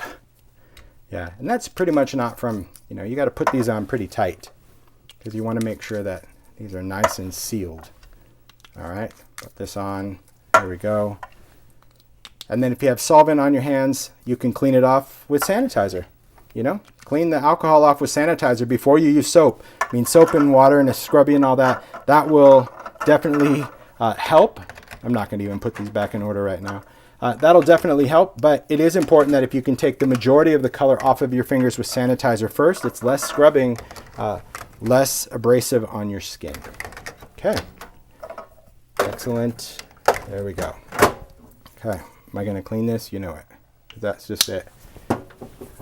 Okay, so when it comes to stamping, let's just talk about different inks. Okay, I'm going to show you what I use, but certainly there are many other inks out on the market that you can use. So I don't want you to think even for a moment that the only ink you can stamp on an alcohol ink background is archival, which is what I like to use. There are other inks, but there are things you need to keep in mind when it comes to stamping on backgrounds. Okay, the reason I like to use archival ink, right? Now these are distress archival, and the only what makes it distress is the palette, the color palette. But Ranger has archival inks in many, many colors, and they all will work on an alcohol ink background. This just happens to be the palette, and I really like working with black soot. But again, you can use any kind of permanent ink. If you like StazOn, StazOn's a great ink, but it's not my favorite for alcohol ink because StazOn is a solvent-based ink, and solvent reacts with solvent, right? So when you stamp with StazOn a lot of times on an alcohol background, you get just a little bit of kind of wicking around the edge where the image appears a little fuzzy. If you dry it really quick, you can kind of avoid that, but archival is oil-based. And there's other oil-based inks out on the market. I think VersaFine is also oil-based. So there's other inks that you should definitely try to work on alcohol ink backgrounds. Distress ink or distress oxide, not designed for plastic at all, not designed for that. So play around with the right inks. We're gonna do some regular stamping, and then we're also gonna do some lift ink, which is creating kind of the negative effect, okay? So there's gonna be my stamping ink. Stamping, well, pretty straightforward. So let me just do that. I'll just take a block just because I'm gonna do some regular stamping. And let's take just some text, okay? I'll take this one. Obviously, you can tell it's one of my favorites. You can always tell a favorite from a stamp. So when I go in and work with this, I'm just gonna ink this up. Tap, tap, tap, okay? There you go. Make some nice sound on that. Let's pick a background that we did. Oh, I kind of like this background. And I'll just take this text and I'm just going to stamp directly down. So we're going to stamp with purpose, hold with one finger, pressure with the other, no CPR because we're on plastic. So if you have a tendency to do that, you'll have a tendency to do that and push it right off. So if you can hold it down, use your fingers, hold it down, use your fingers, and then you're just going to lift it off. Now the beauty of archival ink is the fact that archival is oil-based. And so you can see right away that the color sits on top of the alcohol ink. It's not reacting with it. Another great thing is that if you wanted this color to be really vivid, you could go in and emboss, right? You can stamp in archival. In fact, I think I have a background from like the old demo. Let me look here. I'm a little not super organized, but all right, here's one. There we go. So this was one, this is an alcohol background that we did. This is in the Q&A. You can find the demo on the blog, but you can see this one's embossed. You see that? And this was embossed. You can emboss it over archival ink. So this is an oil-based ink, and because it's oil, it gives you open time to pour embossing powder over the top. So if you wanted it to go from a faded black like this to like a bold, bold black, then you can simply go in and add embossing powder. I totally agree. We need these in bigger ink pads. I agree. So there you have it. That's kind of your difference. But we're going to talk about lift. Lift ink is magic, okay? What it is an ink that it is also an oil-based ink that has no color to it at all. So it's not an embossing ink, okay? It's not a glycerin-based ink, again, like people talk about. It is on a felt pad. It is clear. It does have a re-inker available. I recommend both because of what I'm going to do. One I use for stamps and one I use with stencils, but ultimately this can re-ink a pad, okay? This particular pad I prefer to store flat because of what it's made up of. If you store it sideways, I do find that the oils in there tend to seep out. So unlike an ink, because it's not really an ink, I mean, we call it that because it's in an ink pad, but it definitely has, like you can see, some sort of weird, I don't know what it is. I really don't. It's some magic elixir from the chemist, because I'm like, so is it water-based? He's like, it's oil-based. I'm like, okay, kind of. He's like, well, not really. Okay, well, that's enough for me to know. As long as it works, that's all that matters. But here's how we're going to use it. It is designed to lift alcohol ink off of a surface. Now, its purpose, of course, is for lifting dye, color, okay? Translucent color. It is not designed to lift pigment. Can you use it over that? Yes. Will it lift it? Not initially, no. You would have to do many repeat stampings. But here's what we're going to do for our lift ink. When it comes to that, I do prefer to use some type of stamping tool. I'm just going to use a platform, but if you have a stamping tool, I recommend using that over a block just because it does give you the option to go back in a second time. But hey, if you don't have one of these and you only have a stamping block, you will be just fine, okay? So I'm just going to work on the rubber side because I'm working with that.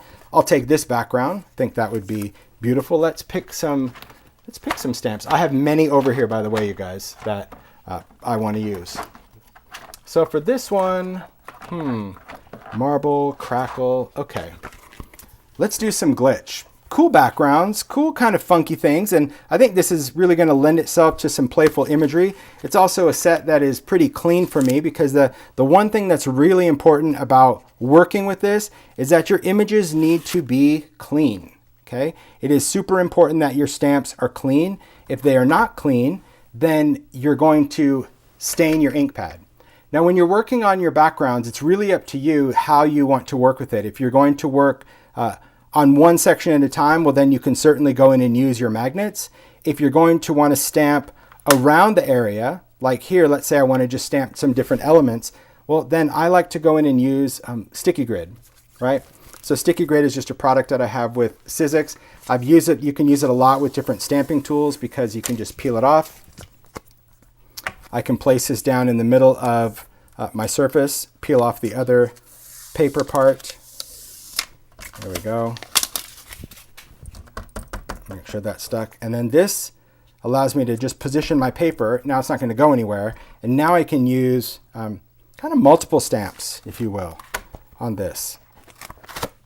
So let's say I want to take this element and maybe I'll go here and then I want to lift, let's just say I want to lift that. Okay. And then maybe I want to lift that. Okay. So you could do them one at a time, but this is just going to allow me to kind of do everything at the same time. So I'm just going to take this, close it down. All my stamps are clean, so I'm going to go in with my lift ink. I'm going to ink this up with purpose. Okay, that means it's a felt ink pad, so it is important that you tap, tap, tap.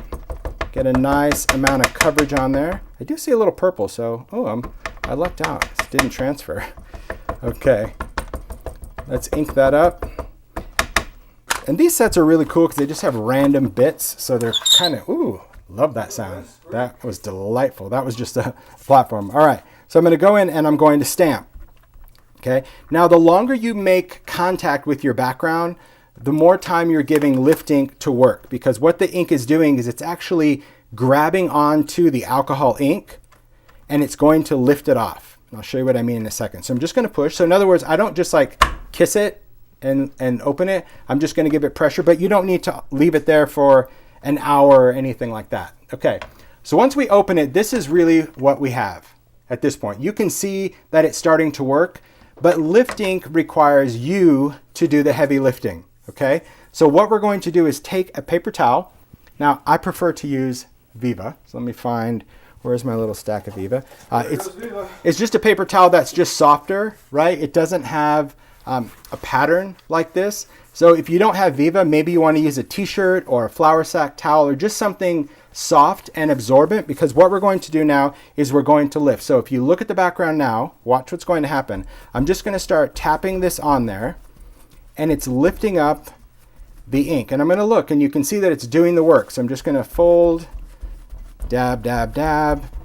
And it's almost like it's developing. You can see in the background, it's like the picture is just, well, it's coming into focus. And that's what I love. So I'm just tapping this on, and I'll use this same Viva paper towel piece until there is no white space left. So I'll use it for several backgrounds because it's never going to transfer color back. So even if I did this on a different background and you think, oh, is that blue going to then transfer? No, it doesn't. It's absorbed into the paper towel.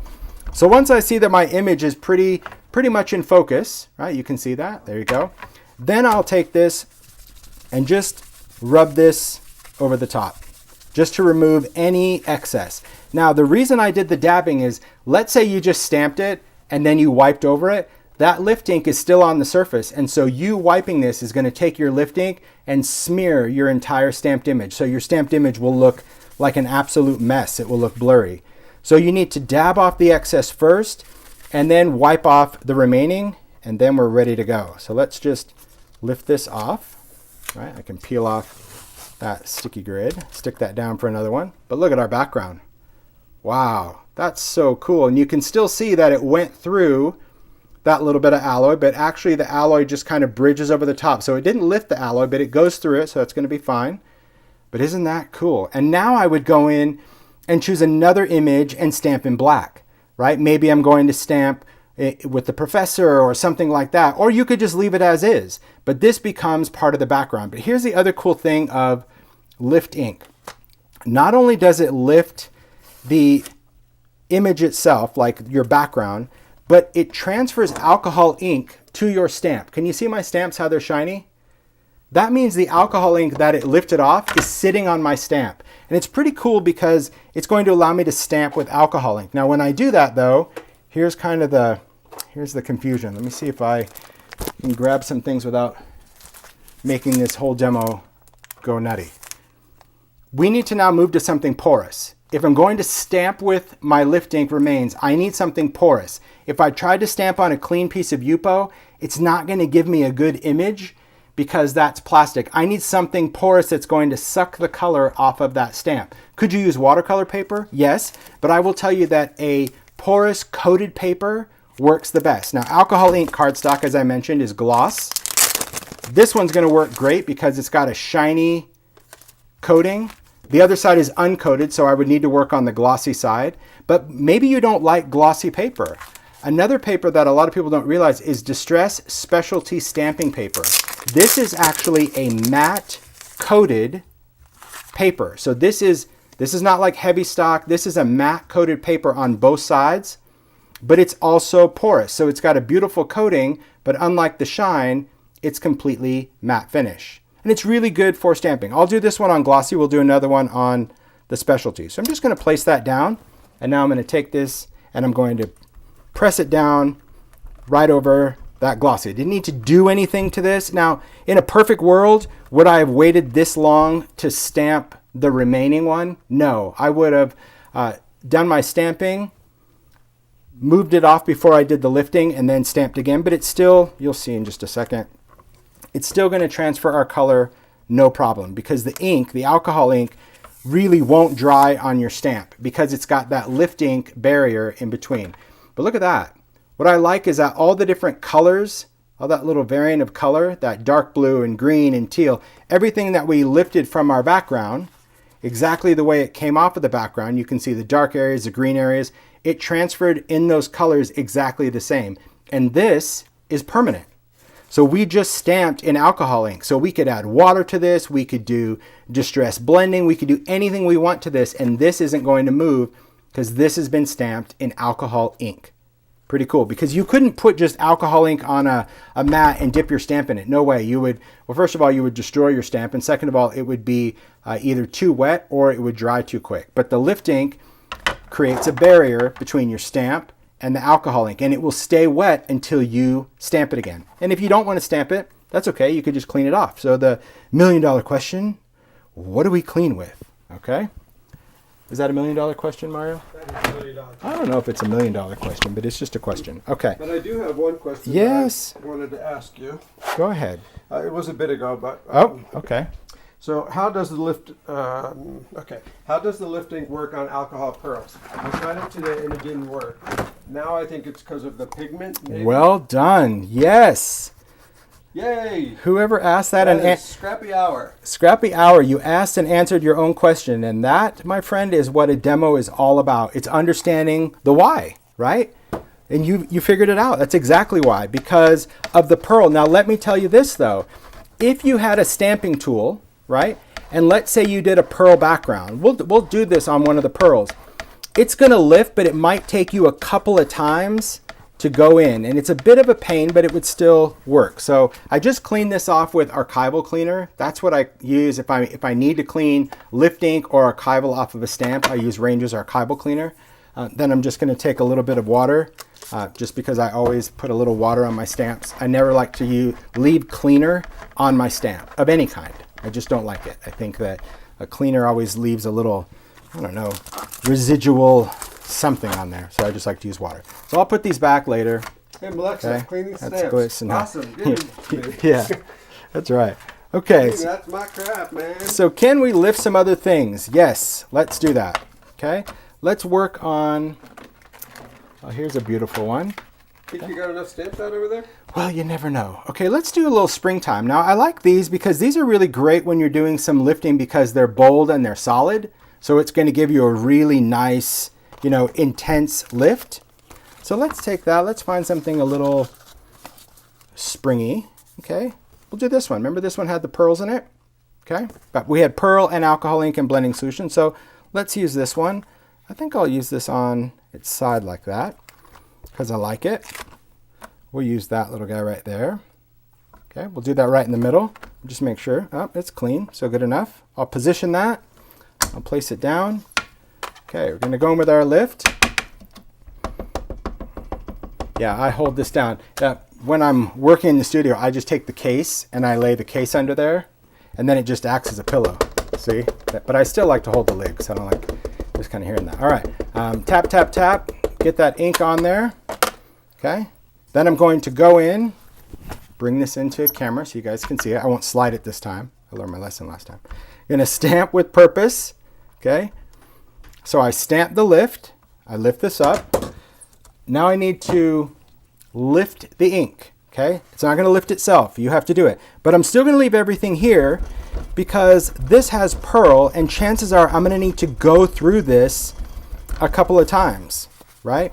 Because I have to get through all that pigment. So really, when I'm doing lift ink, I don't do this on pearls because this to me is just too much work for me, because now, before I do it again, I have to clean the stamp. Because if I put lift ink on there, I'm going to muck it up. Or you could put a piece of paper down, get rid of that ink, but either way, you're going to have to stamp, you're going to have to clean it each time. So, but I still want to do it because you asked, but really that's what I tend to do. If I'm using pearls or especially if my background is all pearls, I don't necessarily lift those backgrounds because it just requires too much lifting, especially with a stamp. But I will show you on a stencil. So now I got to go back in the same place with another layer lift.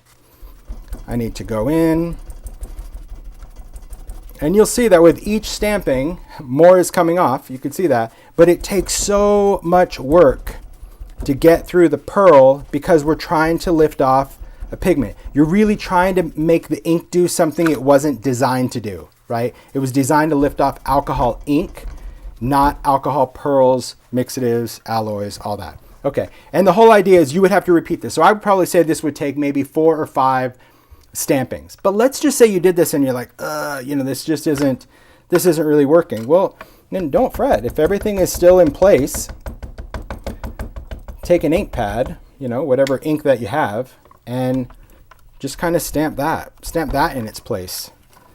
And then we could build this. Now this is where embossing powder really comes into play, and I'll show you on this background the importance of embossing powder. So even though I stamped twice, and you can stamp twice and you'll get a nice solid, I would have still gone in with just some embossing powder and embossed this, right? Just to kind of get that image to pop on there. That's just a preference I would have. So not every background is perfect for the technique you have in mind. And I think that the more you work with the products, the more you'll understand that like smoother backgrounds, right? When your ink is going on kind of smooth, those are beautiful to lift because we don't have a lot of colorant on there. But the ones where you stamp and pounce on there, those are the ones that are really a challenge because you've got to go through so many layers, right? I hope that makes sense. Does it make sense, Mario? I'm not sure. Of course, to me it makes perfect sense. Mario's like, of course it does. Okay, here's what I'm going to show you though. Let me take this. I'm just going to move this off because it's a demo and I can. I always feel like I need to make an excuse for why I'm just going to go off on my own little tangent. Because this is what I would do if I'm just me. I wouldn't have liked that, right? I wouldn't have liked that rabbit just kind of being this mess. So I just threw down some blending solution and I just created a whole different background. So instead of me feeling like, oh my gosh, I messed this up, this has to go in the garbage, I just don't think that. I think, like I said at the beginning, with alcohol ink, everything can be saved. You just have to be willing to just not give up on it. So I smeared that out, so I kind of got rid of the rabbit, but there's a little archival left, but now I'll put in some color. What's up? So Allison asked, can you use alcohol lift with distress oxide ink? No, alcohol lift is designed to lift alcohol. Thanks. Yeah. So it won't lift oxide. It lifts alcohol. That's its intention. So now I'm just going to throw on some more ink. Beautiful. Beautiful. Look at that. So I like this background. It went from being this, oh my gosh, not so great, to something that now I could use or cut apart or whatever. And I still have a little bit of a pearl in there. I'm just going to put on a little bit more blending solution in there. So there you go. All right, let's do some more lifting. Because the more you see it, the more you do it, the more you get it. All right? Perfect. I'm going to do more of that spring because I do like that spring set. Spring shadows are really nice, and I'll show you some beautiful ways that we can create a background. We're going to go back to that set. Loretta wants to know, do you have to use only red rubber stamps or can you use clear stamps for lifting? You can use clear for lifting as well. Absolutely. And I think I can answer this next question myself. Okay. Can you use alcohol ink on a gel plate? The answer is yes. And there's some great videos, actually. If you go, well, you're on YouTube, so you don't have to go there because you're here. But yeah, just search that. And you'll see that there's some beautiful alcohol ink gel plate demos. All right. So I'll use the same guy. Okay. I think he'll be good. We'll go right in the middle here. I'm going to take that rabbit. Just make sure that it is properly clean. If you stain your lift pad, do not think it's the end because it isn't. The lift pad is very, very sensitive to colorant. And even if you think your stamp is super clean, It may not be, so don't be bothered if this turns gray or pink or a color. It's still going to work fine, okay? So we're going to stamp this down. Again, stamp with purpose. Let it sit there for just a minute so it can kind of go through there. There we are. And now we'll take this. Again, I want to dab this off first.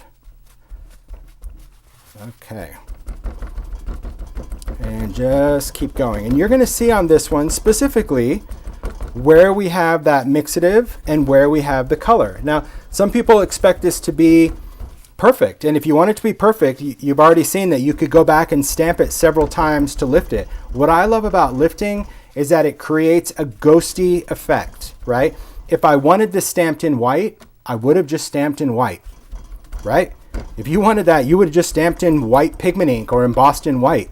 The idea of lifting is that you still want some of that colorant that you did in your background to come through. You know, you want that to show through. At least that's the purpose of the product. You may not want it. I'm kind of telling you what you want. You may be like, no, Tim, that's not what I want.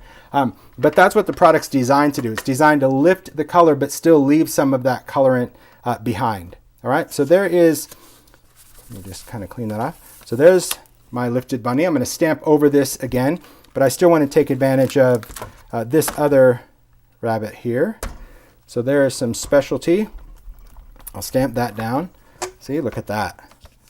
I love that because look at how it stamps. You see how splotchy and cool it is? Because it's a solid rubber, right? When you have a solid rubber, I mean, it's got little imperfections because that's by design, but when you have a solid rubber and you stamp with solid rubber stamps, you get that like suction off the back, but look at how cool that's stamped, and that's permanent. So stamping a permanent ink that has kind of an ombre effect is very beautiful. This could have already been a background. You don't always have to stamp just on white paper. It could have already been a background, but I love the fact that this is permanent, waterproof. Excellent, okay? So let's take this again. We'll get rid of this bunny. And let's just do some other things.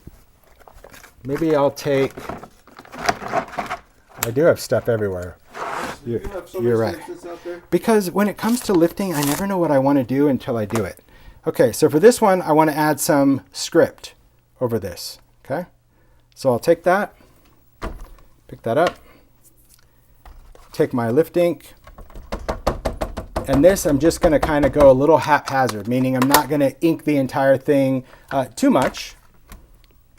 Just going to stamp it around in different areas, and we'll see what we get. Ah, yes. So Dab, you have to do the heavy lifting. Always remember that. You do the heavy lifting. So by inking the stamp in a way, like when I say haphazard, I mean I didn't go in and tap, tap, tap, tap, tap repeatedly the entire thing, right? You saw me go like here and over here and over here, and that was it. And the benefit of that, and I'll show you, is that now by stamping over this background, he's not drowned out by handwriting or any background for that matter, right? Because if you did that, then you would have handwriting from edge to edge, and it would be, I think, really kind of conflicting, but look at that. Look how cool. And because I did a second stamping, see how it was able to lift through the lift? See, knowing what you know about lift, that every time you go back over something you lifted, it will still lift what you lifted, and you could eventually get down to white if you kept lifting it. So I love the fact that the script lifted the lifted bunny. Make sense? Very cool. And this, of course, is just a piece of paper. This, I could cut off this little smudge. I could put a stamped image there. But how beautiful is that? And could you go in and stamp some black over here or emboss something else? Yes, but that's the beauty of having that mixative in there. There's some of that rose gold. So when the card hits the light, you get that, ooh, look at that. Beautiful. And then everyone's like, how did you get that bunny stamped behind that metallic thing? Oh, well, it's magic. That's how you did it, right? And I use this set a lot. This is called Ledger Script. It's got a real big chunky on there, and also this real faint one. I use it a lot. Fill in the blankers, I call these, because anytime you have script that you can't read, it's a great thing to fill in the blank. But beautiful background, right? So let's move on to another set. Can lift be used on all types of paper or just alcohol ink paper? Lift can be used on non-porous paper. Okay, so it has to be used on Yupo or Vellum, but can you lift off of glossy? No, because this is porous. So you have to lift off of something non-porous, like alcohol ink, like this is lift off of metallic. This is lift off of the alcohol silver sparkle. So you have to lift off of something that is non-porous. If your paper's porous, then it won't lift off. How do you know? You do it. And then you'll know you can't, or you'll know that you can. Because really, there are so many papers out there that you might find this perfect paper that lifts like a dream. I mean, you don't know. Like that background, that's everything to me. Okay, so let's say we wanted to do something a little different. Let's take this one. Well, no, I'm not, because I love this one. I like all of them, but okay, let's take this one. This is cool. This is grunge good. And let's do this one with this guy. I've done him a lot. Okay, these guys, I use them a lot. They're big, they're bold, they're pretty kind of dirty and grungy, but they're going to be good for this technique in the sense of what I want to share with you. Okay, this is just called Evolution. So I'm just going to take CMS what number? This is a little big. CMS. So let me just move this one. So many things. I told you, I just got to go to the bigger one because he's a big stamp. So I just need to take this off. Okay, take off this sticky grid and transfer it. There we go. See, perfect. Okay. All right. So I want him to just kind of be off on his own somewhere. See, off to the side. So that's really what I'm going for. Is I think that he's going to be cool, kind of dripped off to the side, and I'll leave an area open. So that's why I needed a bigger space to work on, just because I didn't want him to go directly on. Okay. Now this stamp is clean, but it's clean, but it's dirty. So know that I'm only going to go in this section. So when I do the lift, I'm just going to go over it. So the stamp is clean, but at some point you just can't get all the archival off, and that's a little crazy because you'll see that, well, it's not really turning too gray, but sometimes you'll think that your stamp is perfectly clean, and then you put your lift ink, and it's like they should make lift ink a cleaner. Okay, going to go in, going to stamp. Now again, we're going to stamp with purpose, a lot of solid. If you have a solid mass, that's the thing to remember about lifting. The more solid rubber you have, the more lift you have to do, the more heavy lifting you have to make, because it's that whole area now is lifting, the whole thing. So sometimes if you're starting out, I would recommend starting out with detailed stamps. Start out with handwriting or things like that, because there's less to lift.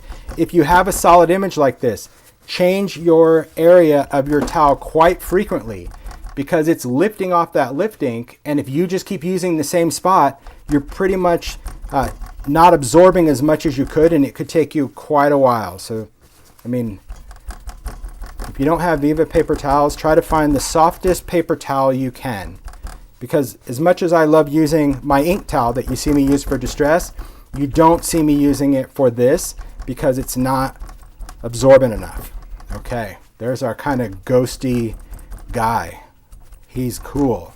Okay, so far so good. So far, there's our guy. You can see he's in the background. Then I'm going to take him off because I have this. I'm going to use some Distress Specialty, if I could find it. I don't know where I put it. Here it is. Because I want it to be a matte finish. Could it be a tag? Yes, but I'm telling you, if you have some type of coated paper, it seems to pull that image off just even more. Okay, I'll place this down and I'll show you. Let me just show you before I stamp it. See, I love that you guys are in my studio with me. So look at the stamp. You see how the ink is splotchy on his head? Again, that surface tension, that's what I'm hoping. I'm hoping to transfer that splotchy effect, because man, that's the best part of stamping what you've lifted, because the ink just does its own kind of quirky things. And that's, oh yeah, look at that. The grunge gods are with us. See, look at that stamped image. And this would be cropped, and this would be cropped. You know, stamp on paper, cut it later for whatever you're going to use, but look at that. I mean, that is a solid stamp. You saw the rubber, right? You saw how that's supposed to stamp. He's going to stamp solid. If you were to ink him in black or whatever, it would have stamped solid. But because of that lift ink, look at that. It just has all those little speckly flecklies in there. And I think that that makes it even more distressed. And you see the striation of color? Well, that's because, see where it lifted? You can see exactly what's going on. You see that dark area from that alcohol ink? It stamps exactly the same light and dark areas of your background is going to determine the light and dark intensity of your stamped image. And sometimes just stamping the second part of lift is all worthwhile. I mean, I talk about that, you know, I've got a clipboard here with just Yupo, but sometimes I just throw ink on here just to be able to get a stamp and stamp like that. And I don't even care about the lifted part. There's so many options to that. Okay. All right, let's take this off and let's keep going on this guy, because we're not done with him. Let's take this one. Where's my glitch? Okay. Ooh, that'll be good. Okay. We'll take that little glitchy number. See that? That's going to go right on there, kind of cyborg look. And this other one, let's take this. I think I'll take this, place that there. Okay, so these, I'm just going to stamp in black. So just to show you how we can layer. So I've got my archival ink. I'm stamping over here. I'm just going to, just for the sake of time. Okay, I'm going to go in, stamp that. Just in black, just to create a whole nother cool layer. See, look at that. Awesome. Okay. Then, just for the sake of fun, we're going to go in with a stencil. And I know just the stencil that I want to use. I want to use this one. It's number 145. No idea what the name is because I kind of gave up on remembering the names. Oh, I might even do this one too, right? I think that's like a little, the dots. All right, so I'm just going to take it off my wire real quick. See, unscrew that. This way it doesn't fly open. Stampers Anonymous sells these wires. I don't know who else does. Maybe most places. Maybe Simon, scrapbook.com, maybe your store sells it, but I like the fact that I can twist it back together and then nothing falls apart. So I'm going to use a stencil and actually use two of them. One's going to have some numbers, one's going to have some dots, and I'm going to use it on the background. So to be honest, I don't need to work on this because I'm not stamping, but the fact that it's already stuck down is just going to make it a little easier for me. So here's what we're going to do. I kind of clear the deck. When I'm stenciling, I like to use foam, okay, because I'm not using alcohol ink, I'm using lift, so I'm going to go to a clean piece of blending foam because it's got cushion. The reason is I want to go through my stencil, and felt is too flat and it doesn't go through your stencil. It also will catch on all the fibers. And now I'm going to use the Lift Ink Re-Inker. Same ink that's in this ink pad, but if you like try to smash out your lift ink, you still don't get enough ink, I feel, to do a nice stenciling job. But you can try it. If that's all you have, please try what you have. Okay, so I just squirt out some re-inker onto the glass, and I'm going to use that piece of foam, and now I'm just going to kind of rub that lift ink into the foam. So I don't want to drip it on there. I don't want a big glob of it. I actually want to work it into the foam of this. And then what I'll do is I'm just going to take the stencil, decide, some numbers that I have here, and I'm just going to pounce through this. Okay, so I'll go there. I'll move my stencil over here. And again, you see that I'm just tapping this on. I'm not rubbing through this. I just want to get some lift ink through the stencil first. Okay, done. This is going to be fine. That lift ink will stay wet on that foam for quite some time. We're going to take our paper towel, and you would think that I would have no problem holding on to that one little paper towel, although it's buried now.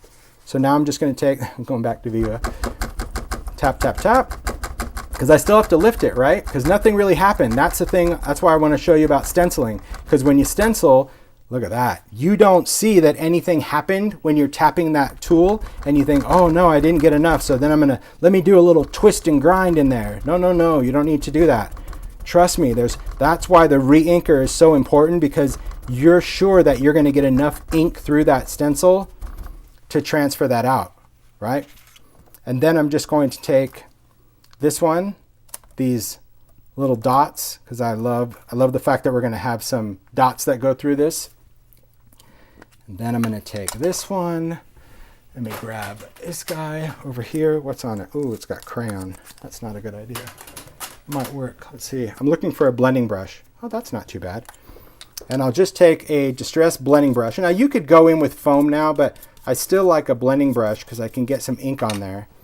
And now I'm able just to go in just with some black archival, because archival is going to be permanent. So that's why I don't want to do distress ink, because distress ink isn't going to dry on here, right? But distress archival will, because it's oil based. And I'm just going to blend some of those dots. See how I was able to get some of those gray dots in there just by stenciling with a little archival.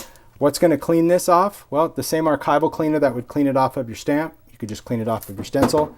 But let's take a look at this guy. There he is. Take a look at that background. Steampunk Central. Again, something really unique that I would go in and add some embellishments or any of that. But let's just take a look at what we did, right? We've got a background. Now, this is a light version. We could have done it on the dark version as well, but we lifted him so he became kind of a negative ghost area. We stamped that glitch in black. We stenciled through there in lift to go through there, and then we stenciled in ink over the light. So just remember, lifting, the darker area you lift from, the better. So you can kind of see here in his hat, see how this kind of just bleeds out into the background? Well, because it was light already. So you don't really get that definition. So the darker area you have for lifting, the more, sharp contrast you're going to get. There's never a right or wrong for this though, guys. There really isn't. It's just about kind of playing around with what you have. Okay, just going to wipe off those stamps because that's really all I use is my cloth for regular stamping. Let's peel this off. Let's go in with my archival cleaner because I have archival on here. Just smearing that on there. Take that. Look at that. Good as new. Where's my sprayer with water? A little water and clean that off. Okay. So, lifting, so many different ways that we can create an effect. With lift, I love seeing the positive and the negative because now when you're doing that, this again could be something that I distress. I can do all sorts of things because believe it or not, glossy paper and distress specialty stamping are excellent for distress inks, right? Even if you're going to do your wet technique and drip into it, you can create some very cool backgrounds on these. And I'll actually finish these before I post them onto the blog. So I think that would be good. There's our background here. These are the ones that I was looking for real quick. I'll just do a quick side by side and then we're going to wrap this up. This was Vellum that I was telling you about. And this was the transparent or translucent Yupo. Just want to show you on those. Lifting real quick and then we're done. Can I get? Yes. All right, I'm just going to take the cleanest version of those stamps here. Let's see if I have a stamping block somewhere. I think I do. Maybe I don't. As soon as I don't need it, I'll find it. All right, could you grab me a stamp block real quick, Mario? It's just in the top drawer. Thanks. See, I was just going to say, as soon as he hands it to me, I'll find it. Thank you, Mario. You're welcome. So nice. These are all. I'll just use this guy just for the sake of time. Oh, that's perfect. Thank you. Perfect. There we go. There's our little stamp. Okay, I just want to do a quick side-by-side just to show you on Vellum and transparent because I've been focusing lift on Yupo. I did show it to you on the sparkle and I showed it to you on the metallic, but you can still do lift on Vellum. It's quite beautiful. So we'll stamp that butterfly right there. And we're going to just go in and dab this off. But this is what I want to show you about Vellum. Okay, Vellum is wonderful, but you have to usually back Vellum with something in order to make what you're doing stand out. Okay, so because some people say, well, why would I use translucent Yupo versus Vellum if I want light or something to shine through it? Okay, so here, you can see right there our lift, but take a look when I put this over something white. Okay, now you can see it clearly, right? Vivid. But depending on what you put it on, let's say I'm putting this over a card or a mini book, yeah, you can see through it, but you really kind of lose that, ooh, that pop. But maybe this is your thing. Maybe you're still okay with that. Or maybe you are going to layer this over a white card and sew around it or anything. But yes, you can lift from Vellum. Vellum has a little bit of a tooth though, meaning it has a little bit where it definitely wants to grab onto some of the color. So let's do a lift real quick on the translucent Yupo so you can see the difference. And I show you this because there's people that do some, you know, beautiful art journals, or maybe you want to layer this in a junk journal or something where you want to visibly see through the next thing. Can archival be used on clear stamps? Yes. Yes, it can. Thank you for the content. I love my ruler. This is part of my jewelry line. That's at Joanne. It's part of Assemblage. It's one of my favorites. Favorite cuff. Thanks. See, I read the chat while I'm busy. Oh, Juicy Christian Studio in the house. She's amazing. If you guys don't follow her, telling you what, you are missing out. She does like really amazing, yeah, envelope art and jewelry, and wow, she's here. Awesome. Hello. That's so cool. Yes, definitely be cool like on a window of an envelope to use something translucent. Okay, so I'm going to take lifting just to show you. Again, tap that on, a clean stamp. Easy enough, right? We've got our lifting. So this is going to be our translucent. I'm going to stamp this down, lift this off, and same rules apply. Could I go in and stamp this? There we go. That's a little coated. Yes, there's my stamping. Could I repeat this? Yes, you can repeat it until you run out of ink with that alcohol ink. So this is also kind of a beautiful way to do a background just to kind of fade. And all of these are permanent. That's the magic of stamping with something you lifted off. You're stamping in something waterproof, which is pretty great. Okay, so I'm going to dab this.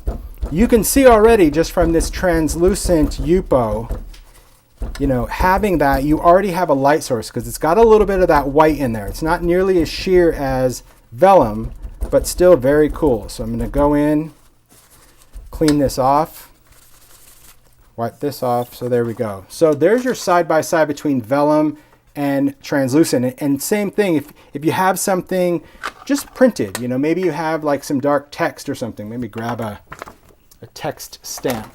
Where is that set? You should see what I throw over here. What are you looking for? No, I got this. It's good.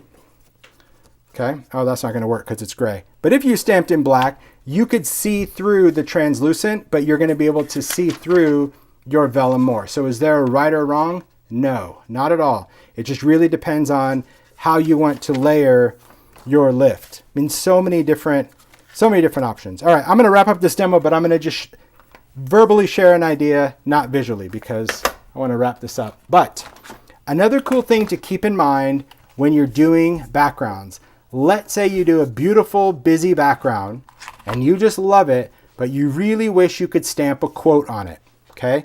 The easy out, of course, is to stamp it on another piece of paper and layer it on a card. That's easy. But let's say you wanted to create some space to do it. These type of stamps, and they don't have to be this set, but any kind of stamp that's going to have a solid area. Maybe you have stamps of squares or circles. These all happen to be brush strokes. This, done in lift ink, would create that void. So if I had this brush stroke and I stamped it on this card, say I did it down here, and I lifted this area out, even if I didn't lift it down to white, it's going to make this area much lighter. And because it has an organic edge, it's not going to look like you went in and like wiped away, you know, like a rectangle. It's just going to have a cool shape. Same thing with circles. But then once you lift this and you created that space, you could then take another text stamp, right? So something like that, and we could stamp it in that void. Does that make sense? So keep in mind, look around your space for any stamps that might be solid that can create a lifted space that will allow you to stamp some type of verse or text onto a background. Just something to think about because, you know, alcohol ink backgrounds are beautiful. I've talked about it in many videos that we can die cut them. We can cut them up for collage. You can use them as tiles. We can add resin. I mean, there's really a million and one things that we can do. But today I really wanted to focus on how to create some backgrounds, just using some different effects. Touch base on pearls, which I think by the looks of the chat answered quite a few questions about, using pearls with ink, lifting pearls, the difference between alloys and mixatives. And you can just really create a lot of fun, cool effects using your alcohol inks. And you just save them. I mean, all these backgrounds are just from backgrounds that have just been used and done. That's that sparkle. Beautiful. And you can lift off of that as well, which you've done here. Anytime you have a background that's tough to lift, go with the re-inker. I think you're going to be better off with the re-inker and a stencil. So that was fun.